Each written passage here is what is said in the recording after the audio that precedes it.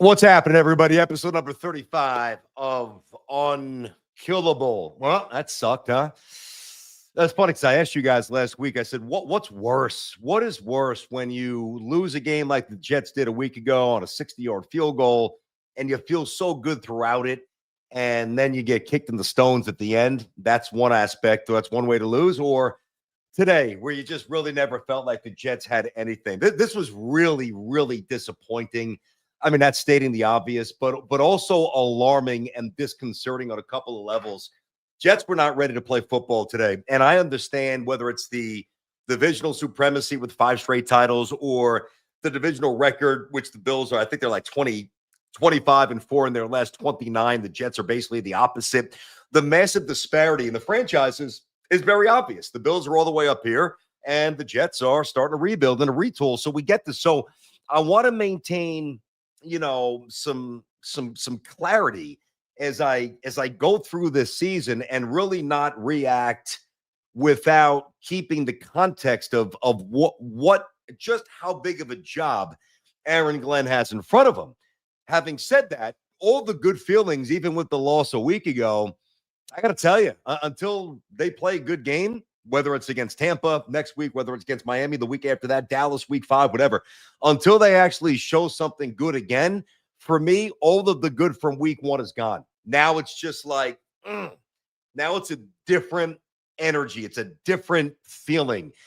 It's a different level of concern. There's no question. I mean, the Jets today, first of all, the way this thing starts, right?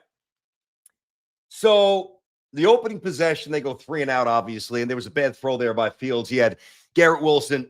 I should say I've been sick as a dog this weekend, so I have been in bed, and I'm just doing this because this is what we do after a Jets game. I'm not feeling so hot, though, so I'm going to plow through this. I don't know how long it'll be, but we'll do it. Comments, I'll read some of those, all that stuff, right? So that was a horrendous throw by Justin Fields. Garrett Wilson was so open.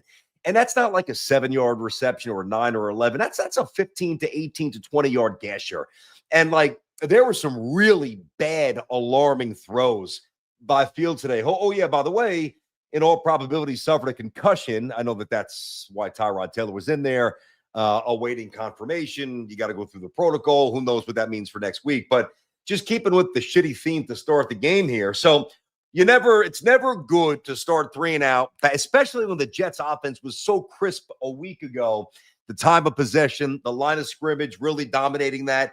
Like, all right, 3 and out, here we go. And then, and this is what has to drive you nuts. And I don't know why Michael Clemens is still on this football team. So Gibson got cut last week. I know it's a little bit easier for a kick returner, spare part, and Clemens more a rotational piece. Honestly, I'd cut his ass. I would cut him. I don't know that they will, and I know that you can't get in the habit, clearly, of just cutting somebody every single week. Otherwise, you'll have nobody on the roster. But, like, this to me is so unacceptable. Like, Michael Clemens is so emotionally immature and selfish that's the kind of player that you've got to get out of the locker room. I mean, that was ridiculous. Now, give the Jets defense a little credit. Of course, the play that I'm referring to is when he got the 15-yard penalty on Josh Allen. Some people say, questionable call. You went high, you went helmet. They're going to throw the penalty. You got to know better. And so, after the 3 and out, which obviously takes a little oomph out of the start of the game, it's 3rd and 19 from the Jets 30. Instead of being 4th and 19 from the 30, now it's 1st and 10 from the 15. And you just feel it right there. And I'm not, this by now. I'm not one of these Jet fans. I'm not a fatalist, obviously. I'm not going to sit there. I just don't. Maybe I'm the exact opposite, the dopey, for some unfounded reason, optimist. My brain works in a way where I choose to think, I don't know why I still do this, but I do, that things are going to get better rather than worse. Basically the opposite of Beningo. So when this is going on, I'm like, all right, shitty start, 3 and out, dumb penalty, field goal, defense didn't give up another touchdown. Instead of being 14-zip, it's 10-0. Okay. And then what happens next possession? Boom, fumble by Fields.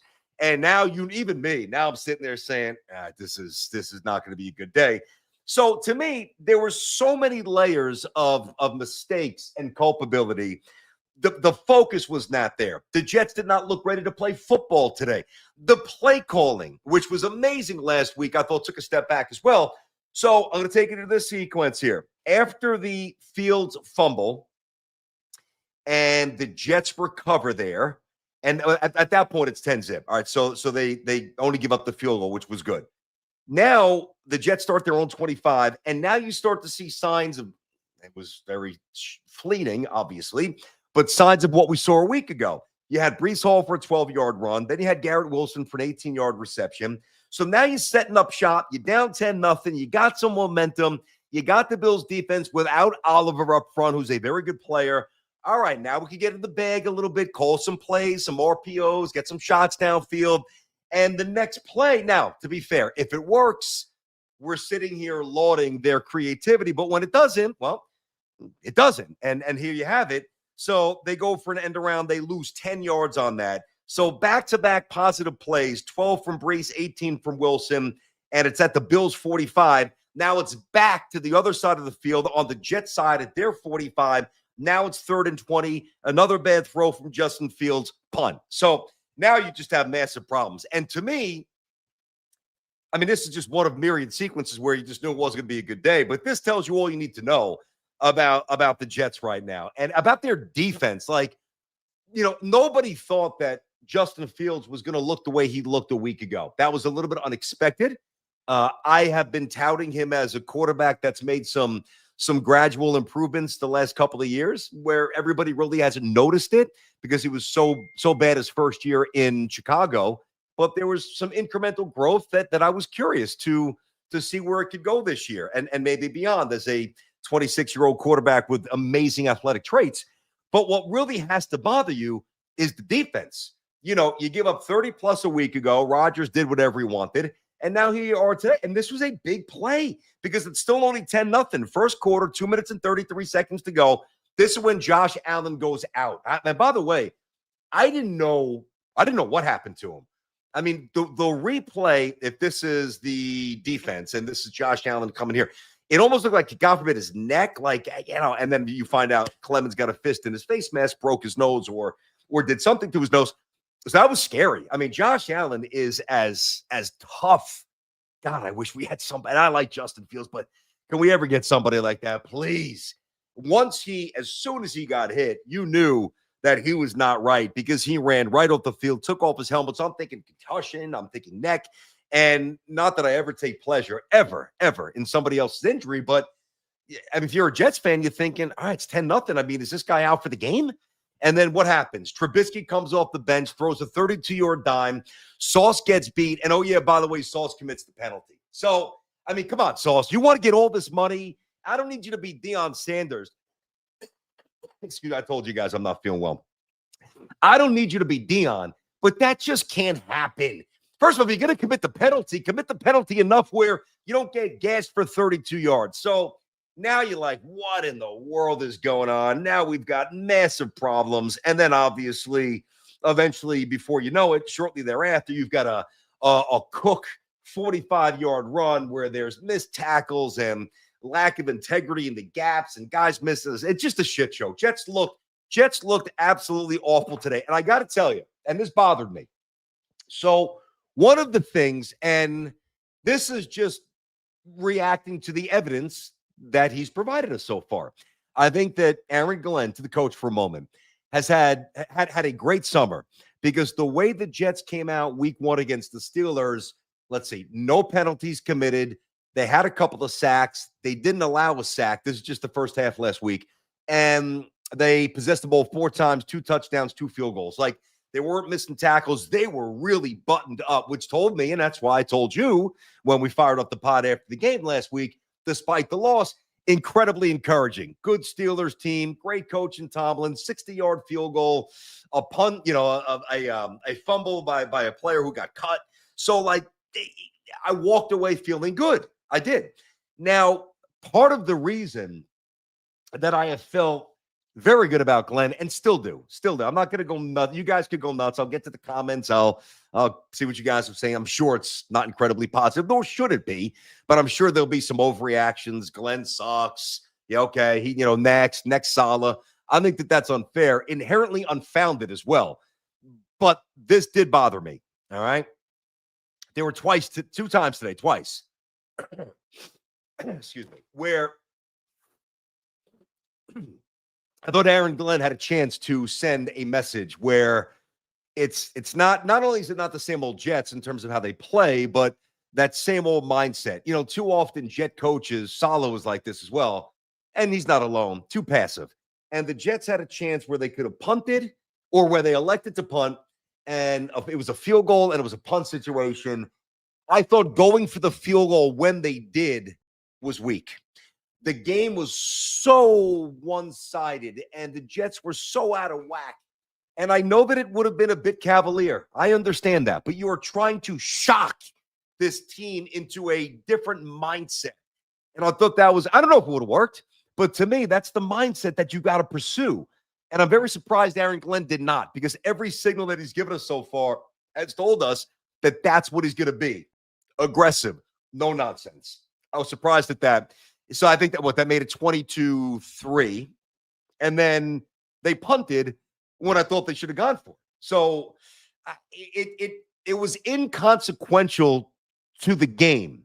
Like, even if he went for it and did what I wanted him to do in real time, not a second guess, just reading the situation, reading the feel and flow of the game, like they needed a jolt. And listen, it may have been worse. Maybe they would have lost 40-10 or 44-10, whatever. But they were not winning that game. There was nothing that told you that the Jets were going to win or that it was even going to really be a competitive four-quarter game. And when it's that lopsided, you got to try to do something a little bit radical and live with it, and maybe live with being second guessed. So that did bother me. I did not like that. And I'm very curious what he's going to do here with Michael Clemens. I know he chewed him out. I get that. Does he cut him? I mean, I didn't want Michael Clemens on the football team this year. He has been a selfish, emotionally unstable, and immature player. And it's not year one anymore. It's not year two. Like, when he first came aboard, I'm like, all right, this guy's a little unpredictable. He's got some edge, which you like. That's what you want. You need a few guys like that. Some jagged edges, if you will.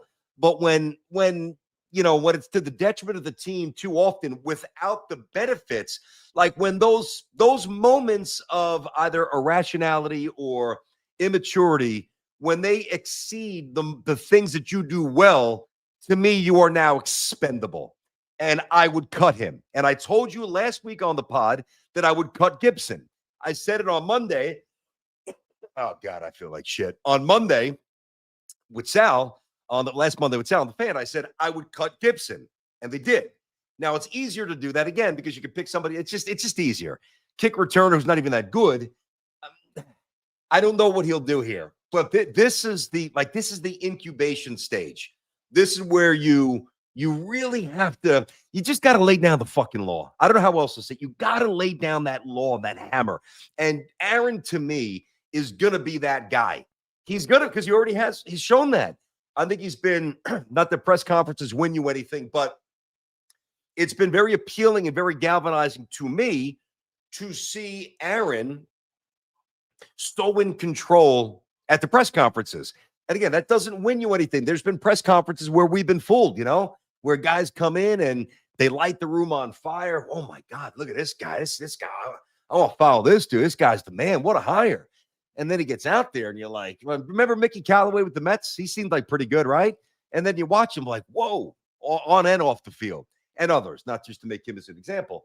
By the way, what is the Mets score? I know that they were, good God, the Mets. Yanks look good. I do have to check this Mets score. I know they were winning 2-0. And then they gave it up and was 2-2 in I think it was the 8th inning, something like that. It is 2-2, bottom 9. Wow. God, if the Mets lose again, even if they don't, they still got big problems here. Losing 2 out of 3 to 10. What a sports weekend. I mean, it's the Giants and the Cowboys in a wild game, Yanks and the Red Sox tonight. But obviously my focus here is on the Jets, which were utterly disappointing, really just because listen, it was almost a 7-point spread. That tells you all you need to. You're at home. It's a 7-point spread. So everybody that knows anything about gambling or odds or all that stuff that they did was telling you, yeah, Bills should smoke them. That that as of now, and this is no surprise, the Jets are not in the same weight class as the Buffalo Bills. I get that. If the Jets lost 30-17 and the Bills scored a late touchdown and it was, a competitive 4-quarter game, I can process that a little differently than I'm processing it now. And listen, one thing I take pride in giving intelligent commentary. Now, there's a time to let it rip, whether it's, again, the Unkillable speech or, last week I started the show with an F-bomb. Like, I'm not, just because of the way it hit me, the 60-yard field goal and the dagger Rodgers. But in totality, I don't want to say proud, but I was encouraged by last week, right? I'm not just going to get on here and just yell for the sake of yelling. I have no interest in doing that. I've been doing this for a long time. I think so much of our medium has become nonsensical hot takes and bullshit stuff to get clicks. And I'm not doing it. But I will tell you, as I look right into the camera right now, I'm very disappointed because today felt like so many other Jet games that I've watched for the greater part of the last 15 years. As we know, no North American team sport has the longest playoff drought or a longer one than the Jets. So basically, when you sit down to watch the Jets for almost the last 20 years, it's the same script.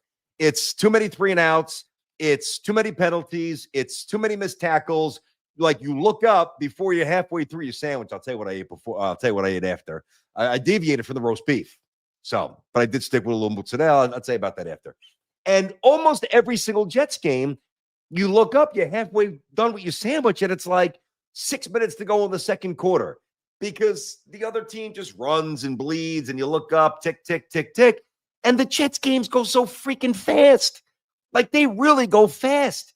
And today felt like one of those days where the mindset from the coaching staff did not like it. The integrity from the players did not like it. The execution from the players did not like it. And this is also now, back to the quarterback who I hope is okay with the apparent concussion in Justin Fields. Now, as great, and he was great, not good. He was great. It's not hyperbolic. He was great last week.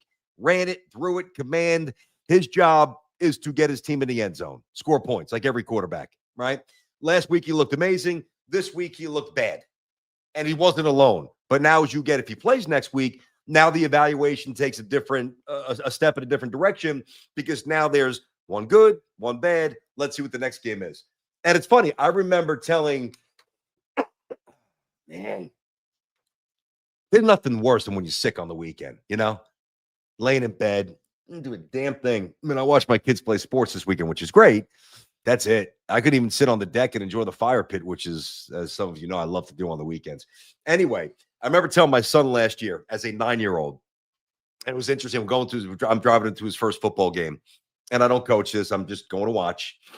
And I said, all right, bud. And I've had this conversation with him before. I said, all right, what's your job as the quarterback, right? What's your job as the quarterback? And he was one of the captains. And I said, but specific to the quarterback, what's your job? And he gave me a few interesting answers. He's like, well, I think the first thing he said was, this was last year, to know the playbook. I said, okay, all right, there we go. Yep, no doubt. Got to know that's a good starting point. You got to know where everybody's got to be, not just you. And then he said to be the leader in the huddle. I'm like, no doubt about it. Awesome. Yep. You got to take control. That's your huddle. Let them know what's going on. And he said some other things that made a lot of sense that were pretty savvy and pretty intelligent for a young 9-year-old. But he didn't give me the one answer I was looking for. And this gets back to Justin Fields. I said, all good answers. Your job as quarterback is to get your team in the end zone. And Justin Fields didn't do it today. That's the bottom line. All right, let me see some of these comments here. Let me see what's going on. Before I even, oh, God, the first thing I see, fire Glenn. Good God. Oh, well, that's obviously being just, and then it says hire Gase. You see, this is what I can't stand. Like, it's almost like you can't even, I know you're messing around, but you can't even have you can't even unpack a bad loss. Now, I think I've been pretty measured today, pretty grounded, equal parts a little annoyed, cerebral. I think I'm hitting the mark so far. I really do. Not to pat myself on the back, but this is not just scream and shout like a lunatic who's unhinged like a 9-year-old, like a lot of podcasts will. But this is what bothers me about being a Jets fan, aside from the fact that I actually am a Jets fan, is that you can't even unpack an ugly loss, and no bones about it. Ugly, distressing, disjointed, discouraging, shitty loss. Across the board. F, F, F. Everybody F, right? But when you have a game like this and you're a Jets fan, or even, I don't know if the Mets still tie. Like, even if the Mets, like the Met fan is already tapping into this, and I don't blame them because they've lost, 8 or 9 in a row, and things are slipping apart. But you can't even have a conversation about the game. Invariably, it traces back to all the other shit that follows us, So I try not to do that.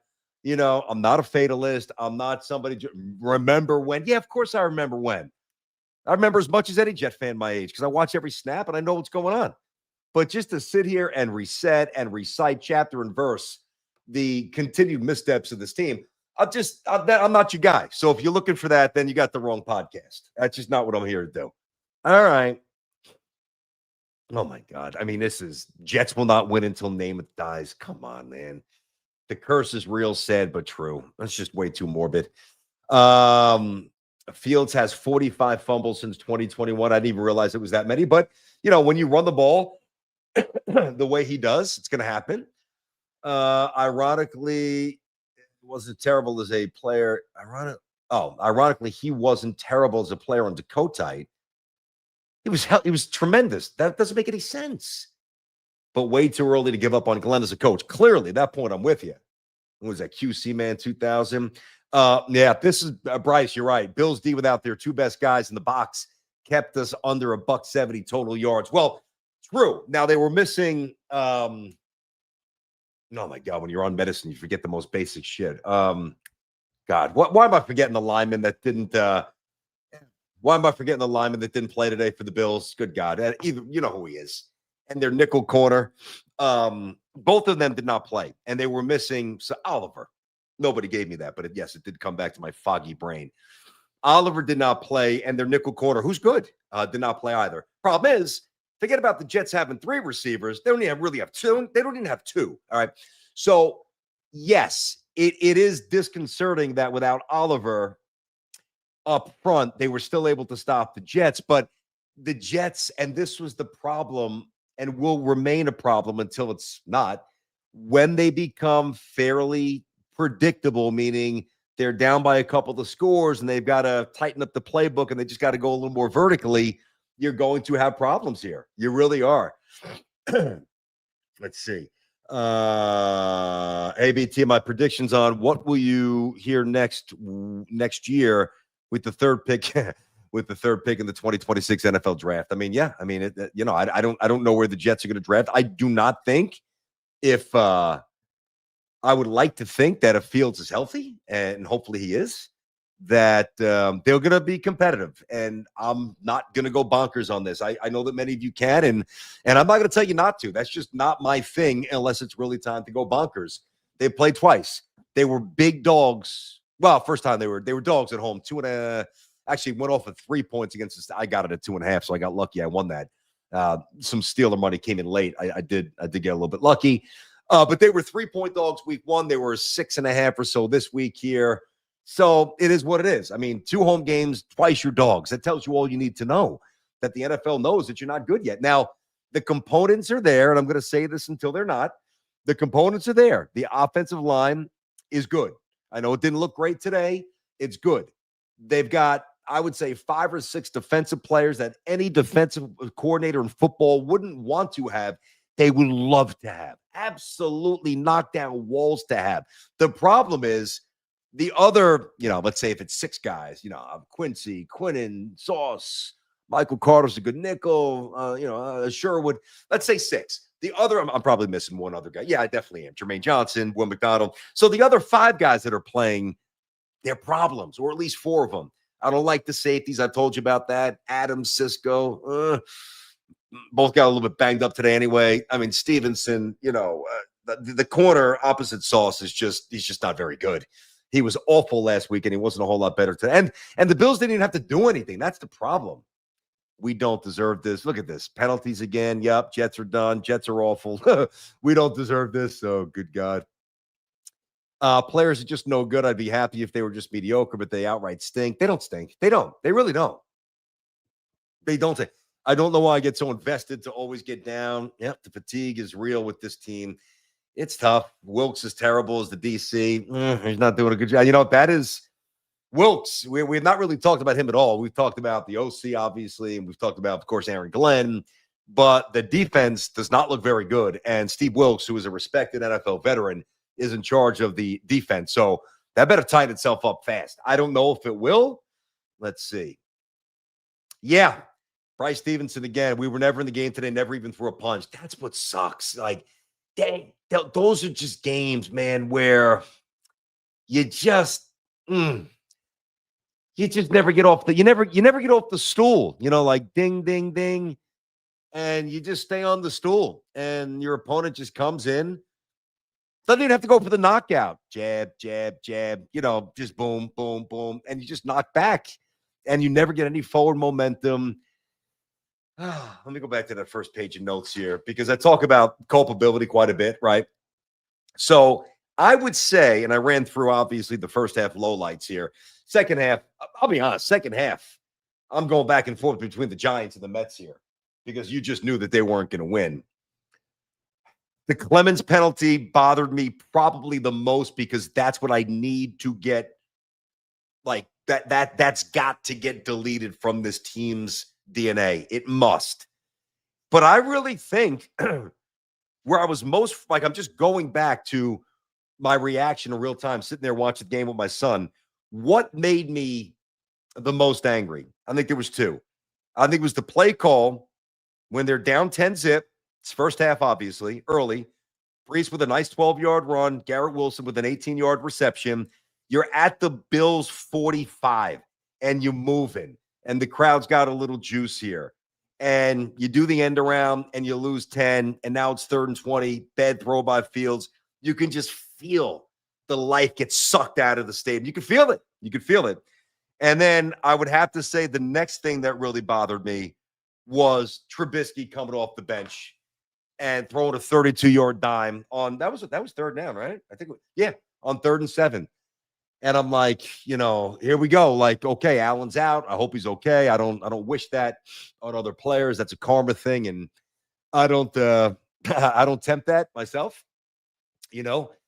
But hey, if as long as it's not really, really bad, and you got to go out for a couple of series or miss the rest of the game, well, it's what it is. That's football. AVT got hurt. People don't feel badly for us. I just don't like season enders, at all. I'll never root for that. I don't care who you are. And to see Mitch Trubisky come off the bench, the first play, not like a screen pass that goes 5 yards in the air and like Cook does all the work, but a 32-yard dime that Sauce got beat on and committed a penalty. Oh, the other thing that really bothered me, and it was later in the sequence, and I didn't even really get to it, but man, oh man, Sauce Gardner had was that 3rd down? Sauce had a free shot on Allen coming in on the right side. So it was blind side. The right side on the TV screen and obviously the left side. Allen's, here, and Sauce is coming this way. And he basically whiffs. And we know he's not a good tackler, and we know he's 175 pounds soaking wet. But so the timing was bad. I also realized Josh Allen is a man. Josh Allen is an absolute beast. But you don't bring men down up high. Can you fucking my kids, I can't yell. Can you fucking go low the way they teach you? Go low. Instead, he goes up here. Yeah, you're going to win that battle. 179 against 242. 6'5", 242. That's just a lack of awareness, a lack of mechanics, and a lack of finish there. And I'm sorry, when you get paid what you get paid, you got to make those plays. That's a gimme punt. That's a tap in right there. That's a you don't even have to putt it. You're playing with your buddies unless they hate you. They're like, that's good. Pick it up. Like you have to. You just got to go from hit him right in the thighs. Go low. He's coming up here. Oh my God. That was really, really, really sloppy stuff right there. Man, oh man. Doesn't matter about the wide receivers if the quarterback can't throw an accurate pass. Yeah. He Justin Fields, sorry about that. Justin Fields looked bad today. He did not throw the ball well at all. It's funny because the last week, his first throw to Garrett Wilson was a little bit behind him, if you recall, that Garrett Wilson went down and got. And it wound up kind of clicking him in, and he made some good throws. Made a really good throw to Ruckert in between a tight window. Obviously, the touchdown to Wilson. He was off from the get-go today. He made some horrendous throws. Like, if you didn't see last week's game and you didn't see maybe a couple of games with the Steelers before he got benched, and you just watched Justin Fields today, you would say he stinks. That's what you'd say. You would say he stinks throwing the football. So let's see here. Just checking. Oh, God, Mets are in extra innings. Oh, my goodness, man. You can't make it up. You really can't with them.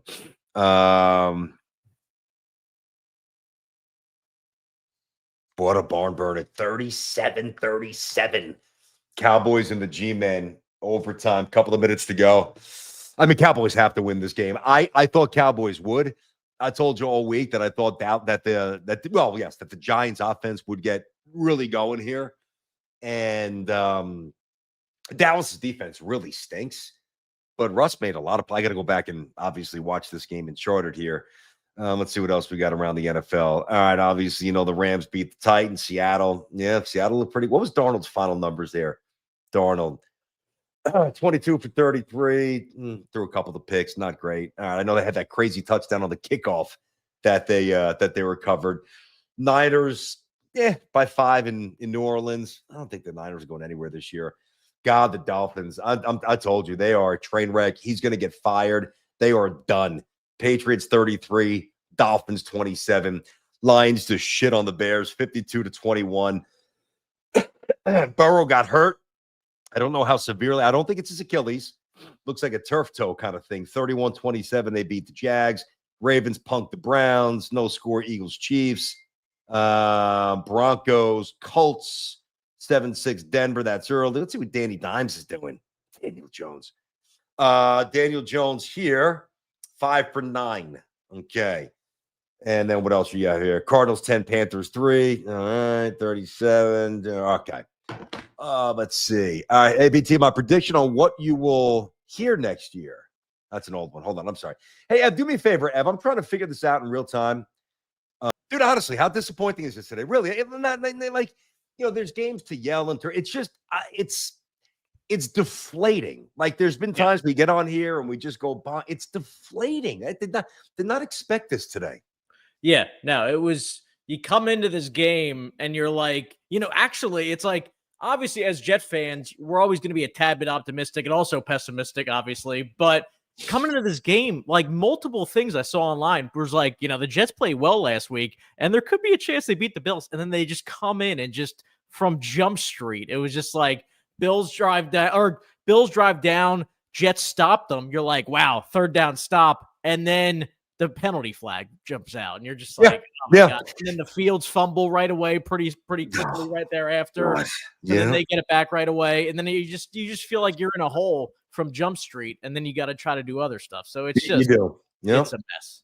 And then of course with the Mets, since I'm a Mets fan, it was just like, it's like the sports gods are like, hey man, we're gonna make you want to quit. We're gonna make you try to quit. We'll see how. Unkillable, no quits. Exactly. No retreat. Exactly. We're not going backwards. We're going forwards. I think. I hope so. Yeah, just a very lackluster performance. I'm not feeling hot. I'm going to keep it kind of tight today here. Yeah, obviously back tomorrow on the Fan. Me and Sal 10-2 on WFAN. Just a very disheartening loss here. And what I want to do is I want to go and I want to see what Aaron Glenn said post game. I'm very curious his demeanor. I'm curious, what they do with Clemens, if anything. I don't think they'll cut him. I would, full disclosure. I've said that. I feel like they probably won't because and they put him back in the think about this. They put him back in the game. He sat a few plays, I think it was 2 or 3. Then he went back in. So I would say this is a first guess, not a second guess, because I don't know what they're going to do. But if they did cut him, then I would say, well, then that messaging is a bit inconsistent. Why'd you put him back in the game? Yeah. You know what I mean? That's a really good point. Yeah. Yeah. Like if you have that lack of tolerance for that kind of selfishness and stupidity, which I'm on board with, well, then he should have been glued to the bench the rest of the game. So I'll pop in during middle of the week here, get ready for the Tampa Bay Bucks. Always it's gonna be hot down there. So hopefully the Jets offense looks very different. I don't know about Justin Fields. We've got to get word on the concussion. And the defense really, really needs to get their act together. In totality, F's across the board. Coaching was an F. Fields was an F. Defense was an F. Really just it's a shitty game, man. There's really no other way to put it. So hang in there. I think, and listen, I mean, I hope. Can I say it with incredible conviction? I mean, I can't, but I'd also be disingenuous if I just so quickly U-turned from my thoughts on Aaron. And I think one of the great things about Aaron Glenn will ultimately prove to be his ability to eventually find his kind of players and implement his style. You know, he's incredibly dissatisfied with this. It was really 2 home losses, 1 gut wrencher, one ass kicking. And now we see, 0-2, horrible way to start the season. But we'll see what I want to see what he says after the game here today. So let me go do a little bit more work. I will see you tomorrow on The Fan with Sal at 10, and enjoy the rest of your weekend. Thanks, guys. Appreciate you hanging out.